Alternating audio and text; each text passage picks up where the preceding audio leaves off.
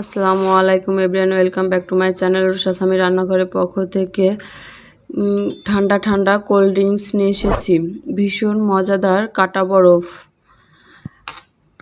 এই গরমে আমরা ছোট বড় সবাই অনেক পছন্দ করে থাকি কাটা বরফ। আমি এখানে নিয়েছি সুগার সিরাপ, রুয়াবজা, আর নিয়েছি একটি লেবুর রস, আর নিয়েছি বরফ।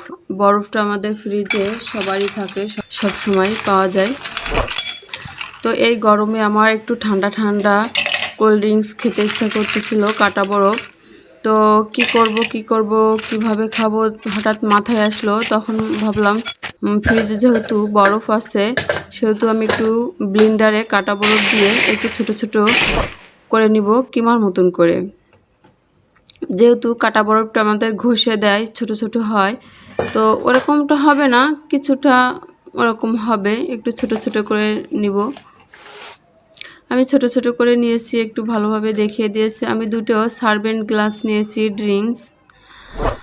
আমি এর মধ্যে বরফগুলো দিয়ে দিব, বরফ কুচি।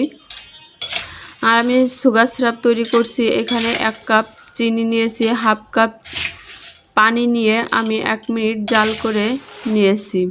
আমার তৈরি হয়ে গেছিলো সুগার সিরাপ। আমি সেটা দেখালাম না, বলে দিলাম আমি কিভাবে সুগার সিরাপ তৈরি করছি। তো আমি এইখানে 2 রকমভাবে দেখাবো। তো একটি দেখাবো লাল, আমরা ছোটরা একটু লালটা একটু বেশি পছন্দ করি, তো সেইভাবে আমি একটু লালটা দেখাবো। আর একটা দেখাবো লেমন ফ্লেভার আসবে, তো আরেকটা আমি লেবু দিয়ে দেখাবো। এখানে আমি সুগার সিরাপ পরিমাণ মতন দিয়েছি, আপনাদের প্রয়োজন অনুযায়ী দেবেন, কে কতটা মিষ্টি খেতে পছন্দ করেন। আমি এখানে একটি লেবু নিয়েছিলাম রস করে, এইখানে তার অর্ধেকটা দিব রস। অন্য একটি দেব রুয়াবজা।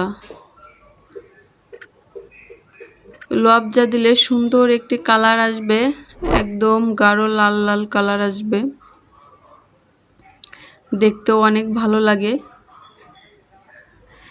এই ড্রিঙ্কসটা খেতে এত মজা, একদম কলিজা ঠান্ডা হওয়ার মতন একটি ড্রিঙ্কস।